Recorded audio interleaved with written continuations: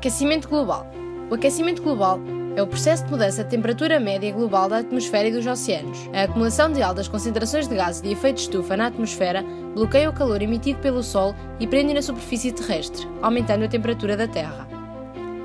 Aquecimento global e o efeito de estufa. Diferença entre o aquecimento global e o efeito de estufa. A confusão entre os termos efeito de estufa e aquecimento global é frequente, já que, não sendo processos iguais, eles estão relacionados. O efeito de estufa consiste numa camada de gases que envolve a Terra e é um fenómeno natural que assegura a temperatura adequada para a conservação de vida no planeta. Nas últimas décadas, a emissão de gases poluentes decorrente da atividade humana aumentou a concentração desses gases na atmosfera, tornando a camada de gases mais espessa, o que dificultou a dispersão da radiação solar e provocou maior retenção de calor. É justamente essa retenção de calor que provoca o aumento da temperatura na Terra, o chamado aquecimento global. Causas do aquecimento global.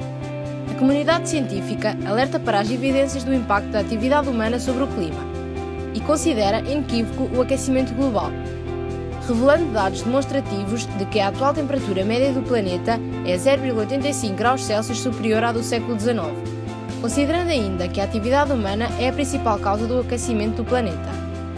Evidências apuradas pela comunidade científica revelam como causas deste fenómeno, por um lado, o aumento crescente de emissões de gases de efeito de estufa, como o dióxido de carbono, o metano, entre outros, a desflorestação e as respectivas consequências ao nível da regulação climática.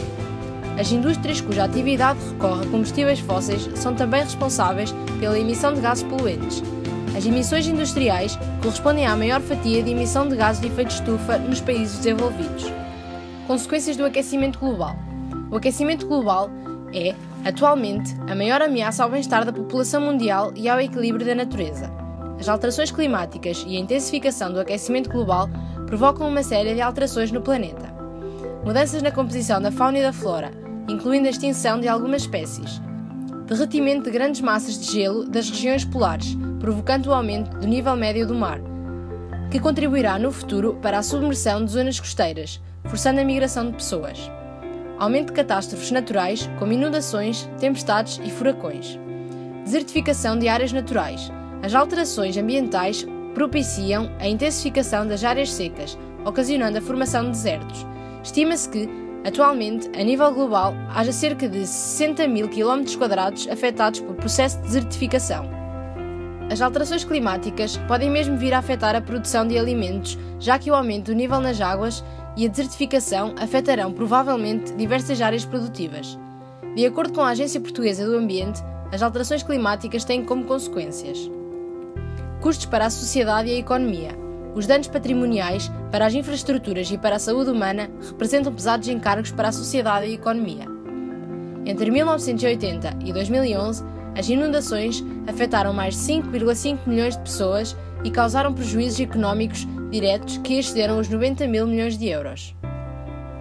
Ideias para reflexão. Será Portugal, relativamente ao continente europeu, mais vulnerável às alterações climáticas? Como podem as políticas nacionais incentivar a diminuição das emissões de gases do efeito de estufa? Como podem as políticas nacionais prevenir e preparar-se para catástrofes como as secas, as inundações ou os incêndios? Será suficiente uma atuação nacional? Pode ou deve Portugal contribuir para uma maior sensibilização da comunidade internacional para a necessidade de adoção de mecanismos comuns para fazer face às alterações climáticas? Quais os países e população com maior risco de afetação pelas alterações climáticas? Que medidas deverão ser adotadas para apoiar as regiões e população mais vulnerável?